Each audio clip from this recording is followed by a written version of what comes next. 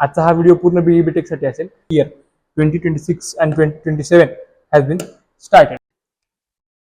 नमस्कार विद्यार्थी मित्रांनो, मी Shreyas Suryavanshi, MST CET counselling Saksham Pravesh. आज आपण रजिस्ट्रेशन आणि व्हेरिफिकेशन प्रोसेस बाबतचा अपडेट होता आपला, की नेमकं काय आहे प्रोसेस, कशी असेल प्रोसेस आणि काय असते डॉक्युमेंट व्हेरिफिकेशन. भरपूर साऱ्या अडचणी, भरपूर सारे डाऊट्स मला येत होते कॉल्सवर किंवा मेसेजद्वारे भरपूर, आणि त्यावरच आपण एक व्हिडिओ बनवायचा ठरवला की ज्यामध्ये विद्यार्थ्यांना पूर्ण रजिस्ट्रेशन टाइमलाईन काय आहे सीईटी सेल कडून रिलीज झालेली, काल उशिरा परिपत्रक जाहीर झालं सीईटी सेल कडून, आणि सीईटी सेल कडून परिपत्रक जाहीर झाल्या त्याचा पूर्ण अभ्यास करून नेमकं पुढे ह्या वर्षी काय चेंज झालंय का, काय सर्क्युलरमध्ये म्हणजे डेट्स टाइम्स ह्यावेळेस गेल्या वर्षीच्या तुलनेमध्ये ह्या वर्षी टाइम खूप कमी दिलेला आहे. बट ठीक आहे, ते आपल्यासाठी चांगलं आहे की कॅप राऊंडचा प्रोसेस लवकर होत राहते. मागच्या वर्षी कॅप राऊंडसाठी उशीर झाला होता, बट ह्या वर्षीची रजिस्ट्रेशन प्रोसेस पाहून की असं वाटत आहे की प्रोसेस लवकरात लवकर होऊन जाईल. सो आपण पाहत आहेत सीईटीच्या ऑफिशियल रजिस्ट्रेशन व्हेरिफिकेशन डिटेल्स, जो की आज 3 जुलै 12 वाजता व्हिडिओ अपलोड होईल आणि तुम्ही तो बघत आहेत. हे बघून मला खूप आनंद होत आहे. तर आपण चालू करूया.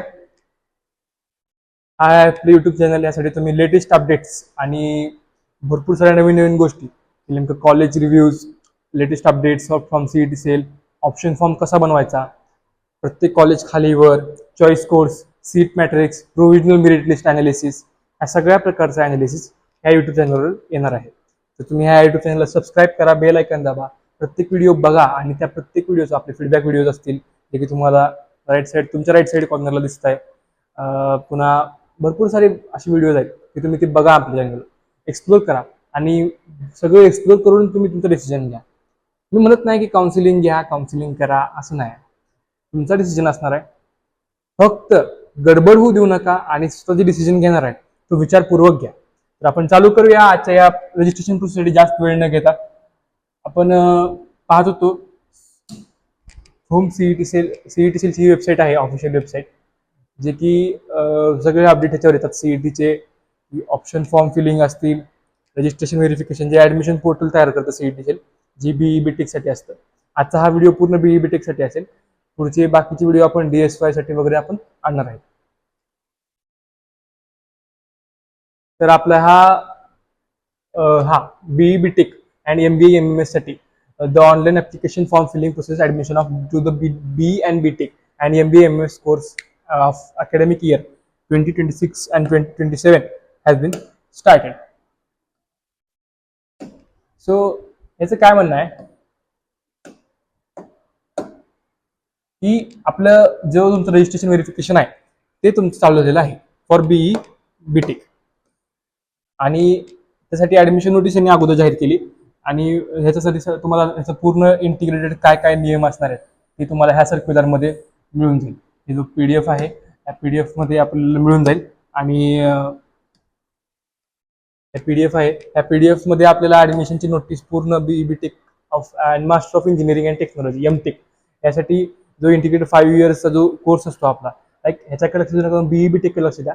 फॉर अकॅडमिक इयर 2026 अँड 2027 की तुमचं फिजिकल व्हेरिफिकेशन कसं असलं पाहिजे, व्हेरिफिकेशन कसं असलं पाहिजे, स्क्रुटनी कोण्या प्रकारे केली पाहिजे, काय अडचणी येतात, कशी डॉक्युमेंट ओरिजिनल झेरॉक्सेट काय अपलोड करायचं, कुठली रिसिप्ट घ्यायची, या सगळ्या गोष्टींची माहिती यामध्ये दिलेली आहे. त्याच माहितीबद्दल आपण पुढच्या एका मिनिटामध्ये बोलणार आहेत.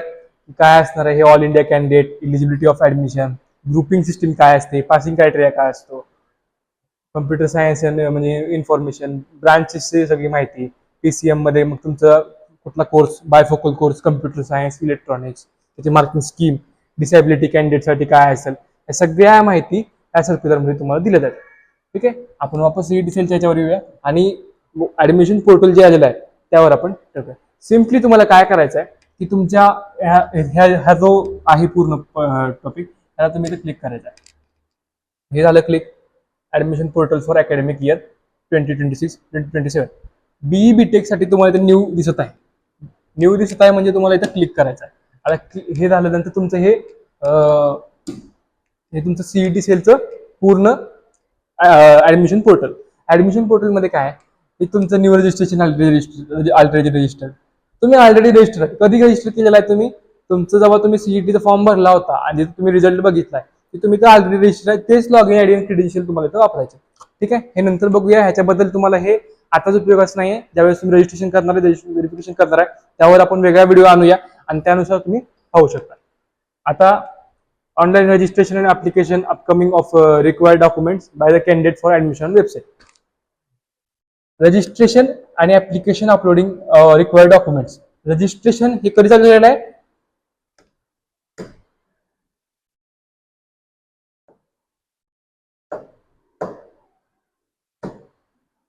रजिस्ट्रेशन तुमचं झालेलं आहे 2 तारखेला, म्हणजे काल 2 जुलैला, आणि एंड कधी सांगितलंय? 12 जुलैपर्यंत. 12 जुलैच्या वरती स्टार दिसतंय बघा सगळ्याला. स्टार म्हणजे काय? May be change or extended. May be extended. 12 जुलैची मग ते जर समजा काही अडचणी आल्या तर 12चं 15 होऊ शकतं, 13, 14, त्यानुसार त्या वेळेस डिसिजन घेतला जातो आणि 100% ही डेट एक्सटेंड होती. हे आहे 12 जुलै. स्टार्ट काय झाले? 2 जुलै. हे झाले रजिस्ट्रेशन प्रोसेस बाबतीत. आणि सेकंड, आता document verification and confirmation application form admission by online mode. Online mode म्हणजे काय? की बाबा तुमची डॉक्युमेंट व्हेरिफिकेशन आता सीईटी सेलला अपलोड करायचं की बाबा मी खरंच मी ह्या ओपन कॅटेगरीमधून बिलॉंग करतोय, माझे हे डॉक्युमेंट्स आहेत, मला पुढे चलून माझं ऍडमिशन झाल्यानंतर काही अडचण येऊ नये. आता समजा एखाद्या विद्यार्थ्याला एससी कास्टचा आहे तो, बट त्याच्याकडे कास्ट व्हॅलिडिटी कास्ट सर्टिफिकेटच नाही, बट तो त्याच्याकडे सगळ्या डॉक्युमेंट व्हेरीफाय झाला आहे, मग त्याला सीट अलॉट करताना त्याचे सगळे डॉक्युमेंट आहेत का बरोबर हे चेक करणं सीईटी सेलला खूप गरजेचं असतं. त्यामुळे ही प्रोसेस डॉक्युमेंट व्हेरिफिकेशनची सीईटी सेल हे कॅपराऊंडच्या अगोदरच घेतं. सो त्यासाठी हे आहे. आणि process of e scrutiny mode electronic candidate. E scrutiny म्हणजे काय आले की आता नवीन गेल्या वर्षीपासून नवीन नियम काय आलाय की तुम्ही तुमचे स्वतःचे डॉक्युमेंट व्हेरिफिकेशन करू शकता. बट माझा असं तुम्हाला पर्सनल सल्ला असेल की तुम्ही तुमचं डॉक्युमेंट व्हेरिफिकेशन आणि रजिस्ट्रेशन जवळच्या कुठल्याही इंजिनिअरिंग कॉलेजमध्ये जाऊन करून घ्यावे. कारण त्याचा अर्थ काय असतो की तुम्ही तुमच्या गोष्टीला सेफ राहता. काही जरी अडचण आली तरी आपल्याला चान्स राहतो बोलायचा की की इथे ही प्रोसेस झाली, तुमच्याकडून घरी काही चूक झाली, नंतर पुन्हा त्या सेंटरला जावा, नंतर चेंज करा, ते होत नाही. त्यामुळे मला पर्सनल सल्ला असा असेल की तुम्ही त्या कॉलेजला जावा स्पेसिफिक आणि तिथे जाऊन तुमचं रजिस्ट्रेशन आणि व्हेरिफिकेशन करून घ्या. ठीक आहे. मग तुमच्या जवळ कुठलेही कॉलेज असतील, गव्हर्नमेंट इंजिनिअरिंग कॉलेज असतील किंवा प्रायव्हेट इंजिनिअरिंग कॉलेज असतील, कुठलेही कॉलेज, त्याची पूर्ण लिस्ट सीईटी सेलच्या वेबसाईटवर आहे, जे की आपल्याला तुम्हाला व्हॉट्सअप ग्रुपवर मिळेल. जर व्हॉट्सअप ग्रुप जॉईन असेल केला तर आताच डिस्क्रिप्शन मध्ये लिंक आहे, कमेंट बॉक्समध्ये पिन केलेली कमेंट आहे, तिथे जाऊन तुम्ही व्हॉट्सअप ग्रुप जॉईन करू शकता. ठीक आहे. तर आपण हे ई स्क्रुनिटी माझं म्हणणं असेल की तुम्ही करण्यापेक्षा तुम्ही जावा कॉलेजमध्ये स्पेसिफिक, तिथे रजिस्ट्रेशन करा, व्हेरिफिकेशन करा आणि फायनल करा. ठीक आहे. तर हे फिजिकल स्क्रुनिटी म्हणजे त्यालाच म्हणतात कॉलेजमध्ये जाणं म्हणजे फिजिकल स्क्रुनिटी. ठीक आहे. आता आपला हे कधीतरी डॉक्युमेंट व्हेरिफिकेशन 3 जुलै ते 13 जुलै, दॅट इज 13च्या वर पण स्टार आहे म्हणजे ती इट मे बी एक्सटेंडेड. ठीक आहे. आता आपण entire schedule, click here to entire schedule आहे आपलं, शेड्यूल पाहूया. हे आपलं आता झालं ऑनलाईन रजिस्ट्रेशन, डॉक्युमेंट व्हेरिफिकेशन आपलं सध्या चालू आहे. हे बघा, कधी पण लक्षात ठेवा ज्यावेळेस सीईटी सेल तुम्हाला ज्यावेळेस तुमचं शेड्यूल चालू असतंय, जो ग्रीन कलर असतो ना तो करंट मध्ये प्रोसेस चालू आहे. करंट मध्ये ग्रीन कलरची प्रोसेस, येलो कलर मध्ये अपकमिंग प्रोसेस, जो की नेक्स्ट प्रोसेस ह्याच्यानंतर. ठीक आहे. हे लक्षात ठेवायचं कधी पण. आणि आता 3 जुलै ते 13 जुलै तुमचं डॉक्युमेंट व्हेरिफिकेशन झालं. डॉक्युमेंट व्हेरिफिकेशन काय? तुमचं डॉक्युमेंट व्हेरिफिकेशन काय की कॅन्डिडेटने त्यांचे ओरिजिनल डॉक्युमेंट्स घेऊन त्या सेंटरला जाऊन व्हेरिफिकेशन करायची. लक्षात घ्या, ओरिजिनल डॉक्युमेंट्स, ह्या गोष्टीला मी हायलाइट करतो डबल एकदा, ओरिजिनल डॉक्युमेंट्स.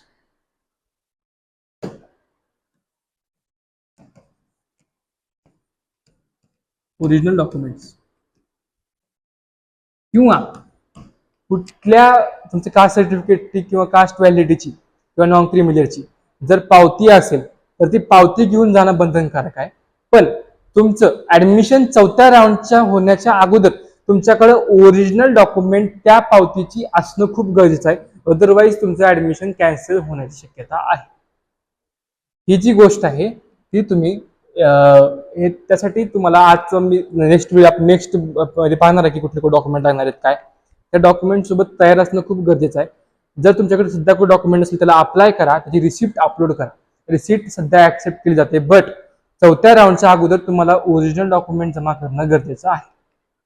ठीक आहे, हा आहे ओरिजिनल डॉक्युमेंट जमा करणं डॉक्युमेंट व्हेरिफिकेशनच्या वेळी. हे डॉक्युमेंट व्हेरिफिकेशनचं झालं.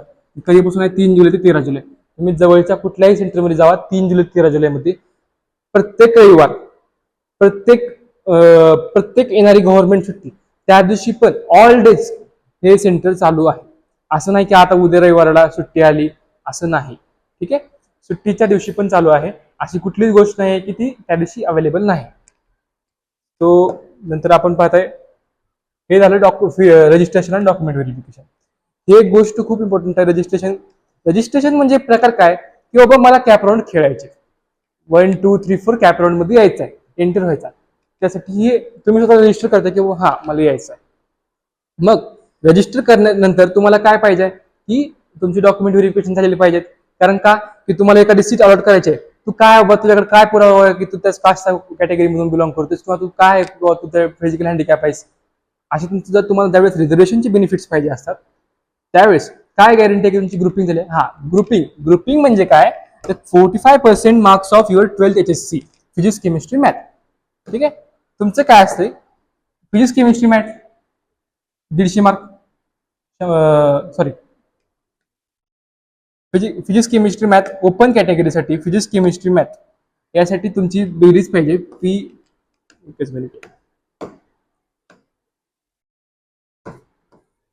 फिजिक्स केमिस्ट्री मॅथची बेरीज पाहिजे ओपन साठी. तर ग्रुपिंग क्रायटेरिया काय असतो? ग्रुपिंग क्रायटेरिया एक इलिजिबिलिटी क्रायटेरिया असतो की तुम्ही 12th PCM मधून 12वीच्या PCM मधून तुम्ही PCM किती मार्कात असतो? PCM असतो जागा PCM किती मार्काचा असतो? 300 पैकी 300 मार्क. 300च्या 45% किती झाले? 135 मार्क.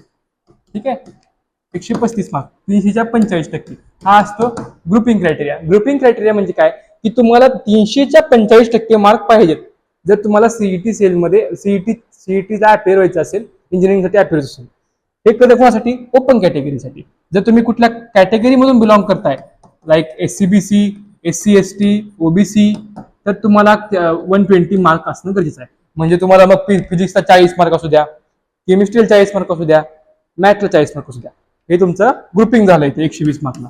आणि ओपन कॅटेगरीसाठी 135 असणं ग्रुपिंगसाठी खूप गरजेचं आहे. ठीक आहे, ते तुमचं इलिजिबल 12th HSC मार्क्सवर होऊन जातं. हा झाला ग्रुपिंग क्रायटेरिया.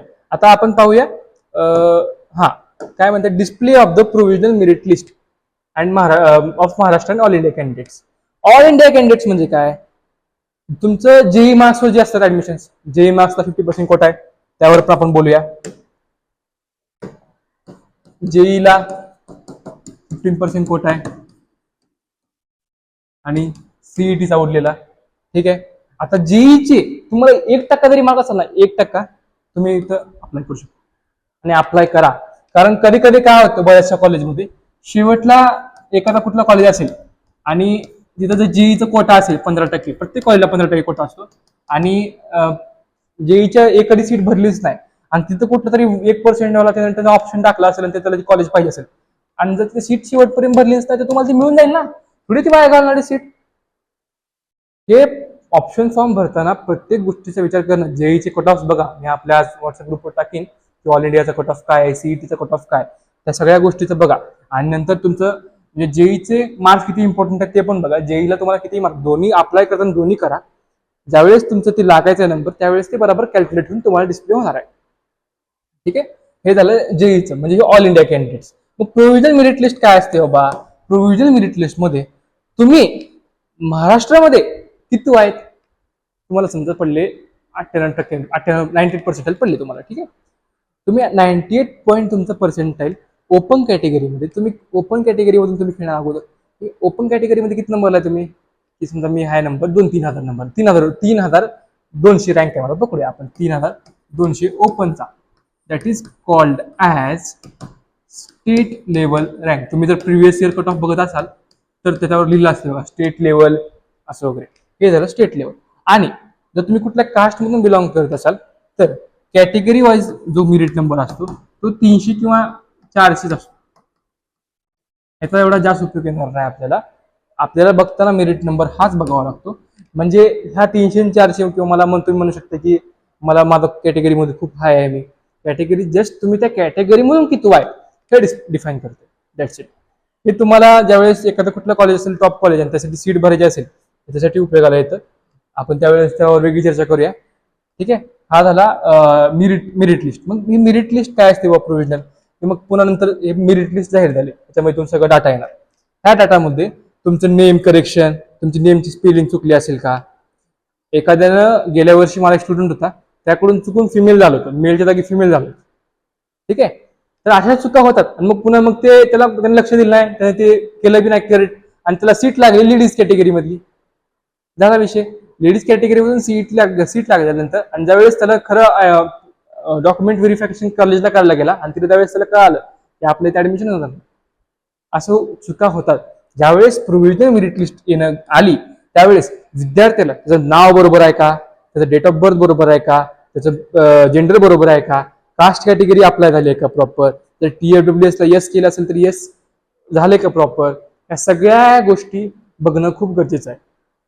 ठीक आहे. आणि नंतर मग तुमचं ते मार्क्स सगळे बघणं 10वीचे 12वीचे ते झाले का, कुठे ग्रुपिंगला काय आणलंय का, हे सगळ्या गोष्टी बघणं खूप गरजेचं आहे. ठीक आहे. हे झालं सबमिशन ऑफ ग्रीव्हन्स. आणि जर त्यामध्ये काय अडचण आणि काही चुकलं असेल तर तुम्हाला सबमिशन ऑफ ग्रीव्हन्स 16 तारखेपासून ते 18 तारखेपर्यंत दिलेला आहे वेळ. जे की 16 ते 18 ह्या 2 दिवसामध्ये तुमच्या काही चुका असतील तर त्या चुका तुम्हाला सुधारायच्या आहेत. समजलं? ठीक आहे. आता मग त्या सगळ्या चुका सुधारून जी काही लिस्ट येणार आहे ऑल इंडियाची सेम अशाच प्रकारे असते. 19-20 का फरक ह्याच प्रकारे असते फायनल मेरिट लिस्ट. ठीक आहे. फायनल मेरिट लिस्ट आल्यानंतर फायनल मेरिट लिस्ट येणार 20 तारखेला 20 जुलैला. आणि त्यानुसार तुम्ही तुमचं सगळं मग फायनल मेरिट लिस्ट आल्यानंतर तुम्ही तुमचं अनालिसिस करू शकता की तुम्हाला किती नंबर राहायचं आहे, काय करायचं आहे, या सगळ्या गोष्टीचं अनालिसिस करून तुमचं फायनल मेरिट लिस्ट येणार आहे. आणि तुमचं इथं रजिस्ट्रेशन आणि व्हेरिफिकेशन प्रोसेस संपतं. आणि नंतर फायनल मेरिट लिस्ट नंतर काय कॅप 1 ऑप्शन फॉर्म फिलिंग, नंतर ते सगळं सबमिशन, तुमचं मग पुन्हा अलॉटमेंट 1, 2, 3, 4 4 राऊंडसाठी चालू होईल. ठीक आहे. समजा तुम्हाला रजिस्ट्रेशन आणि व्हेरिफिकेशन प्रोसेस त्याचनुसार सेम. आता आपण पाहूया की नेमकं इम्पॉर्टंट डॉक्युमेंट्स काय काय आहेत, काय नाही विषय ते पाहूया. हे आपले इम्पॉर्टंट डॉक्युमेंट्स. त्याच्या अगोदर आपण थोडंसं हे आपलं वेबसाईट आहे सक्षम प्रवेशची, त्यावर आपण पाहूया की आपले प्रिव्हियस रिझल्ट्स आहेत, म्हणजे पूर्ण आपण कसं काउन्सिलिंग करतो, काय करतो. मी सुद्धा काउन्सिलिंग करतो आणि ज्यावेळेस स्टुडंटच्या अडचणी येतात खूप बारीक अडचणी असतात, बट त्यावर पण सोल्युशन सांगणं खूप गरजेचं असतं. ठीक आहे. तर आपल्या पॅकेजेस आहेत, जे पॅकेजेस बद्दल आपलं बोलणं खूप गरजेचं की सर तुमचं पॅकेजेस वगैरे काय आहेत त्याबद्दल इन्क्वायरी भरपूर येतात, त्याबद्दल आपण पाहूया. आज आपण एक डिस्काउंटेड पॅकेज लॉन्च केलेला आहे जो की फक्त फॉर्म फिलिंग असेल, ज्यामध्ये लिस्ट प्रेफरन्स सगळं तुमचं असेल, जे की तुमच्यानुसार तुम्हाला पाहिजे असेल पुण्यामधलेच कॉलेज किंवा त्यानुसार तर तुम्ही ते बनवू शकताय. तर ते फक्त फॉर्म फिलिंग ते फक्त ह्या पॅकेजमध्ये आहे की लिस्ट तुमचे सगळं प्रेफरन्स तुमचा भरून आम्ही देणार. आणि पूर्ण म्हणजे भरून चुका काय होतात ह्यावेळेस की पोरांना 136 रूल माहीत नसतो, ऑटो फ्रीजचा, ऑटो लॉकचा, त्यामध्ये थोडीशी हेल्प होणे त्या पॅकेजमध्ये. पुन्हा अपडेट्स अलाउड नाही त्याच्यामध्ये, कारण तुमची एक लिस्ट असेल फायनल, त्यामध्ये एकदा सांगितलं जाईल की काही वर खाली कुठलं कॉलेज चॉईस कोड पटकन भरून देणं हे या पॅकेजमध्ये करतोय आपण. आणि ह्याच्यामध्ये फ्री म्हणून एक अलॉटमी म्हणून एक ॲप आहे, ज्यामध्ये आपण आता पुढे चर्चा करूया. त्याचं एक फ्री स्टँडर्ड पॅक मी सांगतो शेवटला, आपण ह्याच्यावर पण चर्चा करूया. आपलं फॉर्म असिस्टचा एक पॅक आहे जो की स्टँडर्ड सपोर्ट देतो. त्यामध्ये ऑप्शन लिस्ट आमची असणार, cut off analysis, provisional merit list analysis, सगळ्या गोष्टी असणार. आणि जनरल सेशन्स असणार like expert sessions from various college review, ह्यावर आपण चालू करतोय. हे फॉर्म असिस्टमध्ये त्याची फीस आहे 1500 रुपीज. आणि premium counselling one of the recommended pack, ज्यामध्ये तुम्हाला अनलिमिटेड प्रेफरन्स लिस्ट असेल. दरवेळेस तुम्हाला हे कॉलेज नको आहे, चला नेक्स्ट कॉलेज, मग त्याखाली कुठलं कॉलेज चॉईस कोड, ह्या गोष्टी, personal category wise cut off, म्हणजे तुमचं पर्सनल कुठली कॅटेगरी असेल त्याबद्दल तुमचं काय म्हणणं, म्हणजे कुठं कॅटेगरीज, सीट मॅट्रिक्सचा अभ्यास करून तुम्हाला तिथं कसं बसवलं जाईल यावर चर्चा करणे. ठीक आहे. लाईव्ह 1-to-1 काउन्सिलिंग वाया गुगल मीट. आपण गुगल मीट घेतो, प्रत्येक 1-to-1 काउन्सिलिंग चालू करतो, प्रत्येकाचं 1-to-1 सेशन्स घेतो. तिथे काही अडचणी असतील, काही पर्सनल गोष्टी असतील त्यावर ते शेअर करू शकतो असेल, आणि त्याबद्दल काही इंजिनिअरिंग गायडन्स बद्दल असेल त्यावर आपण गाईड करतो.